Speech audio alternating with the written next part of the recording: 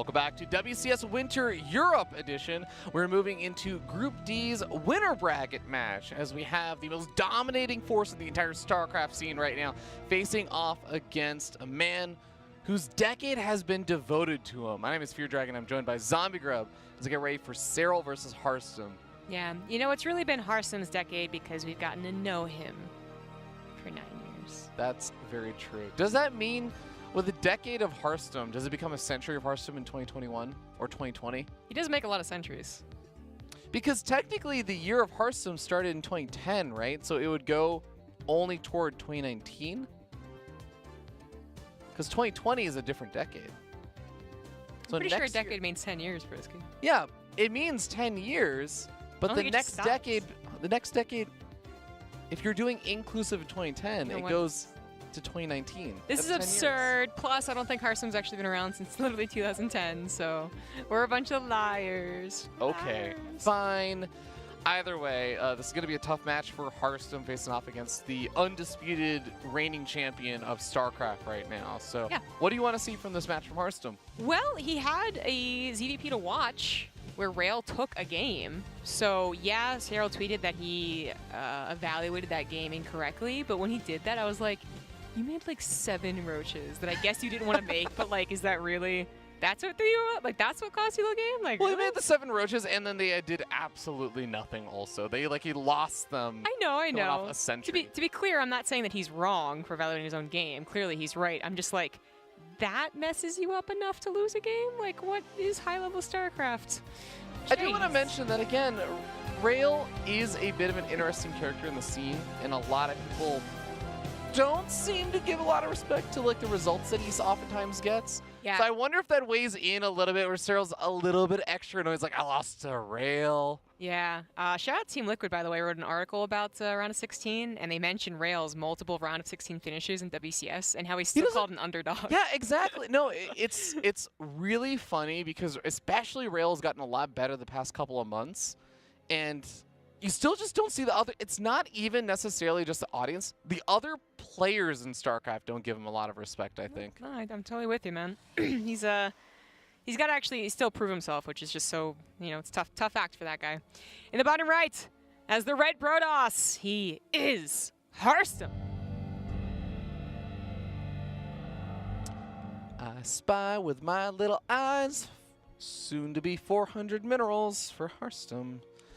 Up here in the top left-hand corner of the map, we have the blue Zerg player. He is ENCE Esports' Serral. Does he use his own portrait? No. Neeb doesn't use his own portrait either. Not one of his 4.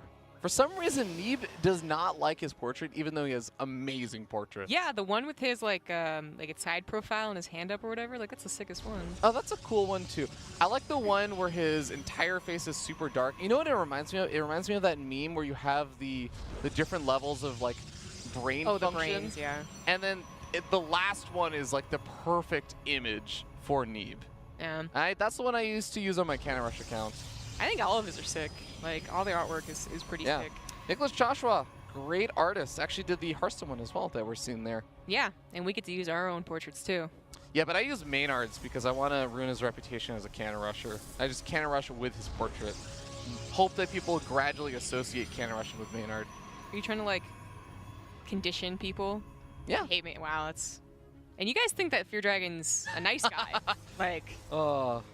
No, people know me better these days. Yeah. By the way, though, it is, again, I mentioned this before, a Nexus first from Harstem. He's also going to go for the Fast Zealot, just because you've got to be a little bit cautious on this map. If you're going to go for something like a Nexus first in the wide open area, you got to cover. Harstem did Probe Scout, so everything was normal. He saw a macro Serral in the last PVZ that happened, and that's what you are pretty much expecting.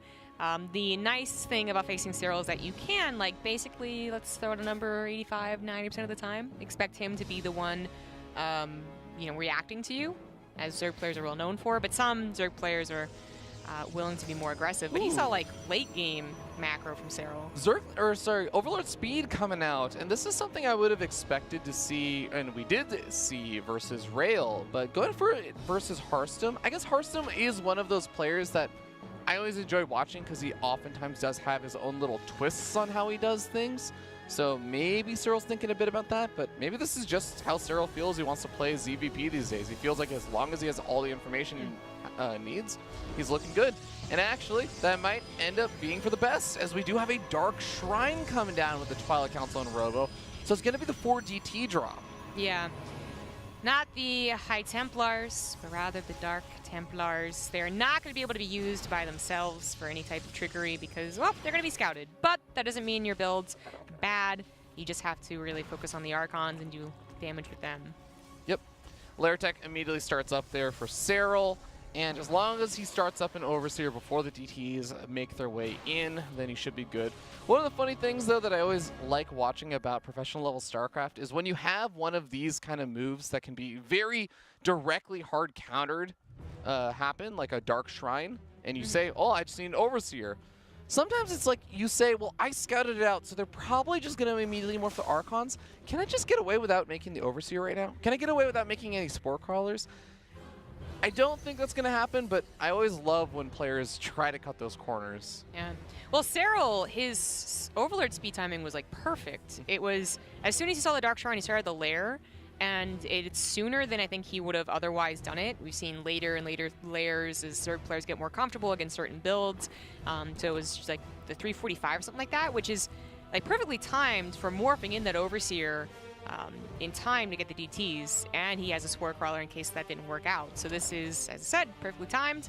Queens and Lings to the defense, no roaches, which could, you know, that could be a problem later on, depending on how good Harstem is at harassing, but that doesn't, you're not good if you don't have a War Prism. Yeah, Okay. yeah, I mean, he's going to keep the War Prism alive. Wasn't as worried about that, but just taking the damage, it hurts because you know that that War Prism is the one that he wants to have later on in the game to do more damage. I love that Harstem actually unloads some of those DTs once again, gets a couple of swipes and one-shots those Lings. Ooh. And got the second War Prism. Oh man, we're going back to the old school days of the 2 War Prism, 4 Archon War Prism memes. Nice micro there, but no, he didn't actually end up losing either one of the Archons. Good job there, Harstem. I'm getting excited about the series. This is an extremely micro-intensive build. You have to just do insane micro to get the value from this, though. You're correct, but my point was that Serral was, the reason I'm getting all wiggly jiggly is that Serral is reacting strongly to everything you would expect a Protoss to do, and Harstem is reacting strongly to that. He's not slipping up and letting what he thinks is, free DTs get damage. Or the third base, I mean, the Archons are moving back in, and this time the Queens are all sitting at the natural.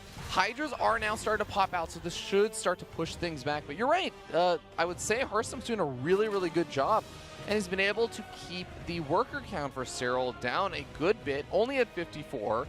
Where the Hydras are having to come out to help deal with the War Prisms. Queen's still pushing back the other War Prism on the natural expansion. And we end up seeing Charge, +1 weapons, and more Immortals starting to make their way out. Serral, playing with fire a little bit when you don't go for Roaches against those Archons, right? Is the, when low numbers, or any numbers really, Lings can be microed against, Hydras and low numbers can actually be torn down or are quite expensive. Ooh, some Lings get into the main base of Harstem, by the way. Yeah, just a couple, just gives us some scouting. But Serral got away with that, and I think my vision of a perfect ZvP almost always includes not making Roaches, because otherwise they're kind of like meh units, right? That's the whole purpose, is that they're good defensively, but they just get worse over time. And he was able to do that. He is adding a Roach one on now, which I find interesting, but he's also adding on a Lurker Den. Yeah, I don't hate it too much. I think it's nice to have a little bit of that frontline buffer if there's going to be a bunch of charge lots. You want something between them and your Hydras, I think, usually. But the Lurkers will eventually be able to just snap those Zealots' legs straight off with those spikes. They'll shut that down. That's what happens, basically. I mean, I guess. What, you think that damage is just hypothetical? No, I mean, I imagine like a spike going through your foot. Like, I don't imagine you pulling off the Zealot legs like they're a crab. Yeah, it goes straight through, and then the foot's gone. Okay. Lings unloading inside the natural expansion. Couple Stalkers getting warped in pretty quickly, so Harstem has a very quick reaction, but some Workers going to get target fire down. There's not much firepower here, so the Lings do take some time to start getting picked off. And a handful of them make their way to the main base, scout out the Temple Archives, see that it's not researching Storm just yet. Storm starts up immediately afterwards, though. Lots of Archons since he went for a quadruple. They didn't do much offensively, but now they're strong army to defend with. We're on King's Cove as well, where the 3 bases, not exactly guaranteed, but it is designed to have those 3 bases. It's around the 4th base that things are going to get complicated for Harstem. Serral is not playing the same style he was versus Rail, where he just went up to a hive, and that was his main focus. He is going into the lurkers, which should mean he's going to have an aggressive push on Harstem. Whether that's before or after Harstem pushes him is, well, still in question, but the lurkers are finalized right now. They're finishing up. You know what's kind of interesting is with the opening that Harstem went for, we saw a lot of queens from Serral. By the way, there is a nice storm and a bunch of drop overlords being made. Ooh. But the creep spread isn't actually as far out as I would expect from Serral. Yeah, Serral, good. God, Dragon's judging you. No, I mean, it's just by Serral standards. He's raised my standards so high that I'm like, you know what? I really thought he would have everything going. But it kind of goes to show you how good of a job Harstem did with that early aggression, even keeping Serral pinned back. But now we have a couple of Zealots making the run by pulling Serral back into the 3rd base, delaying this push in. And I wonder if this is going to make Serral reconsider whether or not he wants to just go straight into the Nidus Swarm with a lot of his units. Oh, it's a creep spreading queen. That's a good question. He has so many options now.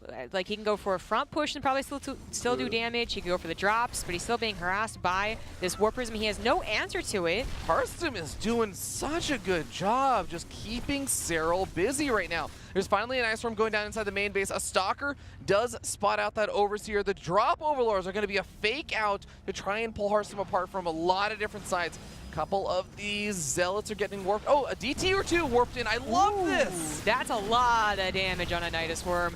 It just right clicks down the next one. The DTs do so much damage. The Overseer comes back in. He's going to be able to clean those up. Wow. That was close. That was a really cool move there from Harstem, though. I love that. Yeah, it was very smart by Harstem. He doesn't stop the Nidus Worm from popping up again. This time, the Lurkers are going to pop out first, and his War Prism aggression has finally been stopped. So this is all what's going on here. He killed the Overseer. He could warp in some more DTs if he wants to help defend. Well, wait a second. Same time, Harstem is getting attacked on the north side. He doesn't have any observers. Uh-oh. He didn't realize there were lurkers that popped out of there or something, because he went in to attack that. All these lurkers are getting free shots there. The observer finally pops out. Yeah, he's going to be able to take out the nice one, but at the same time, his 4th base is getting attacked, and it looks like there's just no defenses there anymore because Harstem pulled almost all of his units to the main. You see that Serral is 100 supply up over Harstem. GG gets called. Serral attacking from 3 sides at once. Pretty difficult to keep up with. Very familiar beginning in this EVP. Serral also got the win within, like, it felt 30 seconds of game 1 versus Rail. Yeah. I have to say, though, that the DT defense, I actually think that if that Overseer wasn't there, if that was just a regular Overlord or something, or that Stalker had been able to, that while the Night Storm was going up, Stalker had gotten the last couple of shots off or something on that Overseer, those DTs shut down the Night Storm completely. Harstem doesn't have to reallocate his entire army to the main base. The rest of his army is at the front. He has Storm and everything available. I actually think that that one small thing changes everything there. It's a little unfortunate. You're like, cool story, bro. No, you're right. Yeah. You're right, because if that worked out, then the lurkers don't get out, and the lack of observer isn't a problem. But, I mean, I just want to point out how close Harstem was to actually making all of that defense still happen. So Serral finding the small little edge, and you see what a big difference it makes when Serral finds a weakness. And what's so absurd is that, so first of all, he's smart enough to, you know, bring an Overseer and actually make that Nidus Swarm work. If it didn't, he had the other plan with the Overlords. He could have used them. He could have used them as a fake. He still had another army that was capable of hitting the 4th base, which it did. Like, there's still so many options open that Serral created for himself by getting the strong backing of a 4-base economy and starting to take control of the map. That it's just like, it's actually bewildering to think of any Protoss that can handle that. It's so tough. And what I am really hoping that we get to see is actually if Serral doesn't change it up drastically in this next game, he goes with the same sort of thing, but then he changes up his options on what he decides to do. If he gets ready with the Nidus Swarm, the drop Overlords again, and also has potential of just attacking from the front, and then this time, instead of unloading a bunch of units from the Nidus Swarm, he just instead goes for the drop Overlords or just attacks to the front. Harstem has to deal with all of the options. The only interesting thing also is that Serral does have to commit to whatever option he wants to go for in advance, right? He has to either load up the units into the Nidus Swarm first, or he has to send the units to the across the map with the Overlords, or he actually has to move them across the map in the actual main army fight. Or he just splits them into thirds and does everything on one. Yeah. But you're right, he has to set it up pretty But yeah, he has to do it. He has to commit to it in advance. So if Harstem can get a good read on that, there is a way to deal with it. Yeah. Let's do the intros. We're on Automaton on the top right as the blue Zerg. It is Serral.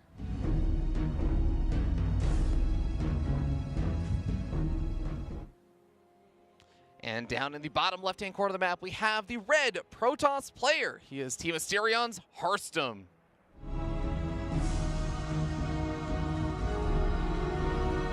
So, I think one of those things that led to all those options being available, and you're saying like Harstem might be able to prepare for them if he was able to see the actual committal. In that game, it felt like when Harstem's Archon drops didn't do very much. They did keep the Queens back, and you noticed the creep spread, but it was still a decent amount, right? Yeah. Otherwise, when they were pulled back home, there really wasn't anything on the map anymore for Harstem. The Warp Prism was technically on the map, but it was like going around the corners of it, right? Just looking for harassment points, not really necessarily doing any scouting or seeing where the army was. His observers were obviously not even there at all. I noticed the lack of them, and one popped out to help with the army not be out on the map. So there was not many chances for Harstem to see what Serral's true plan was, because I think he saw most of the tech structures. I could be wrong about that. Maybe he didn't see the Lurker Den. But even if he did, he would have seen every single tech structure. Baneling Nest, Hydralisk Den, Lurker Den. Infestation even went down at the end of that attack. That, like, if you don't actually literally see what the army climbs up in, and how are you supposed to be able to react appropriately, it's hard.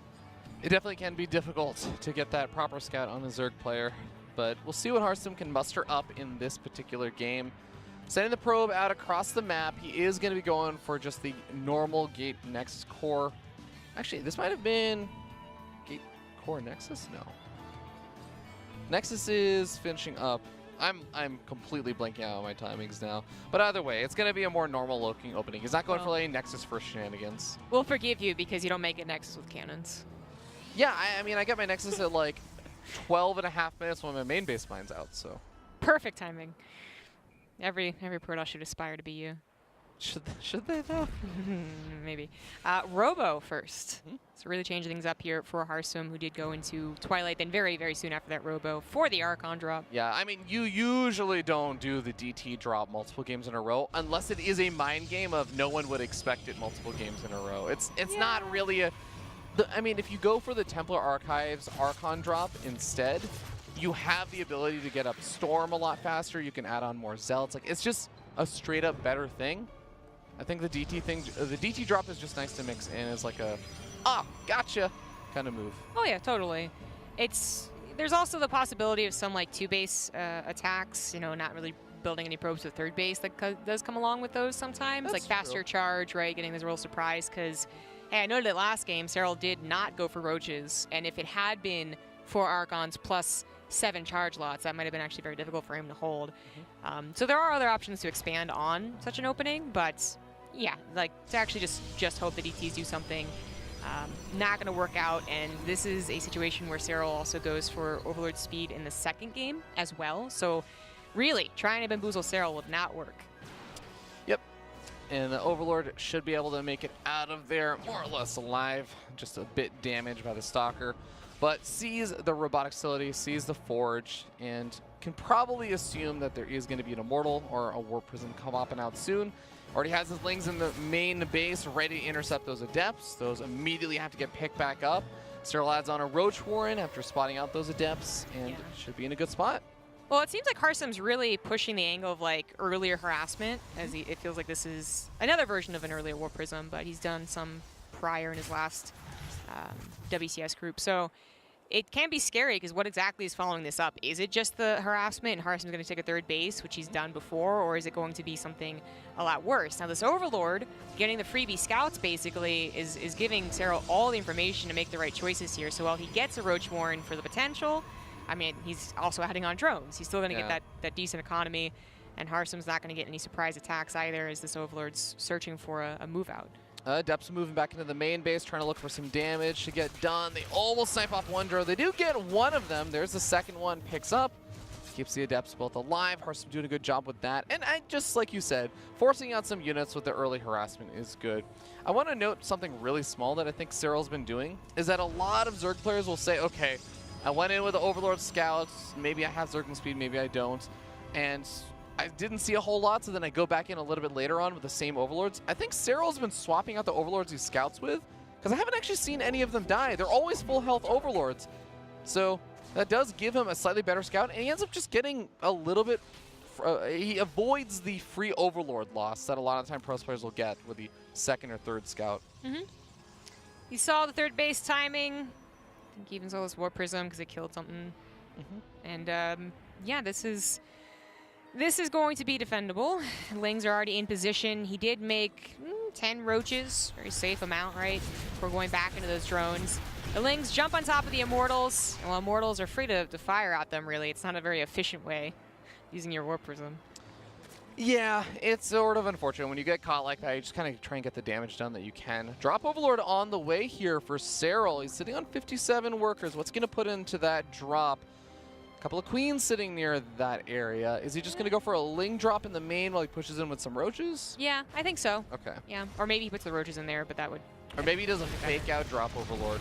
Yeah, these roaches are doing a great job with the combination of Lings. Queens want to get that Warp Prism actually in danger. Actually hit that hell health, but not going to find it. So it's being used to clear up creep spread. At least it's something. Serral probably looking towards a fourth base very, very, very soon.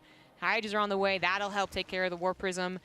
You know, behind this, Harstem has been able to macro. He got the third base at a decent time. He's finished up his Templar Archives, and he is at his own 58 workers with an upgrade lead. Actually, a pretty substantial one. He's going to be an entire upgrade ahead of Serral. That's certainly going to be nice. With so many Hydras and so many Lings on their way on out, Serral's going to have a pretty scary mid-game composition, so having that upgrade lead is going to be extremely helpful.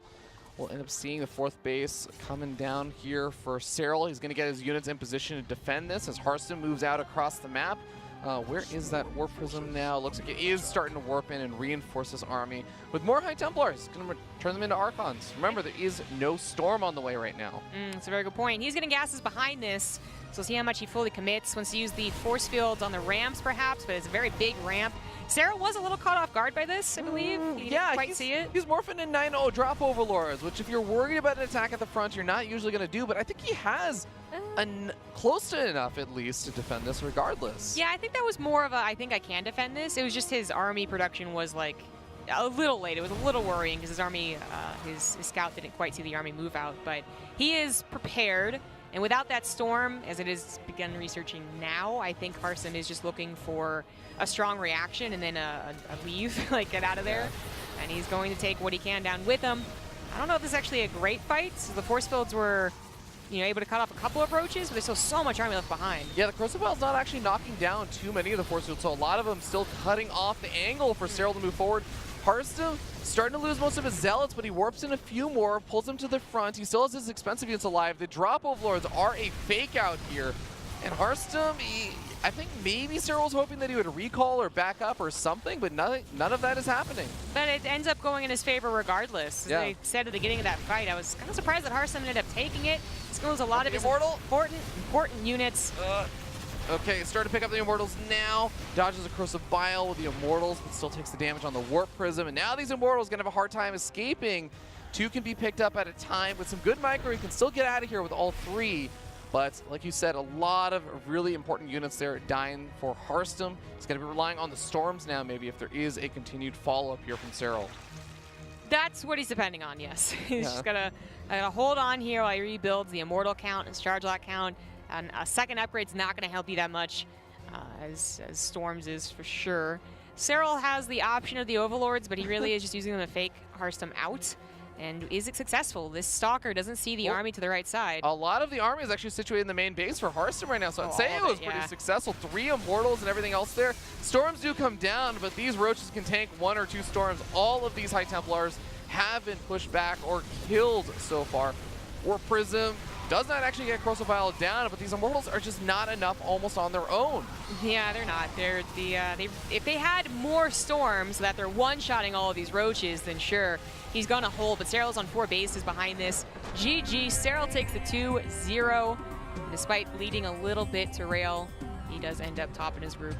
Yeah, Harstem, I really did feel like played well and was doing a lot of things right that game. But Serral is just Serral. He's so good that he just keeps finding ways to defend against all the pressure that Harstem's throwing at him.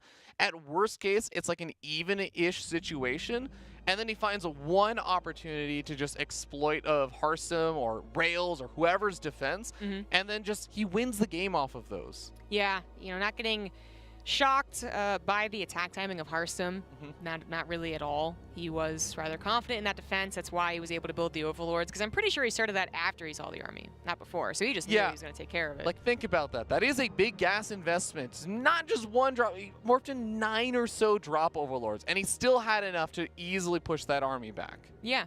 And Harstem, I mean, he was a bit committed with that. You know, he delayed his gases, he delayed his storm. He wanted that to work. Maybe felt the necessity to stay there, or maybe he thought his force fields really were that good.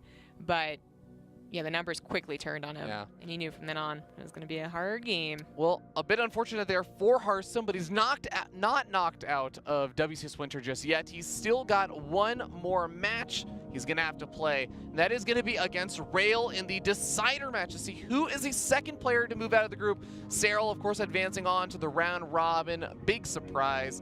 But that Protoss versus Protoss is going to be a doozy. Any predictions, Zombie Grub? I think I want Harstem to take it. Go Harstem. All right. We'll see you guys there.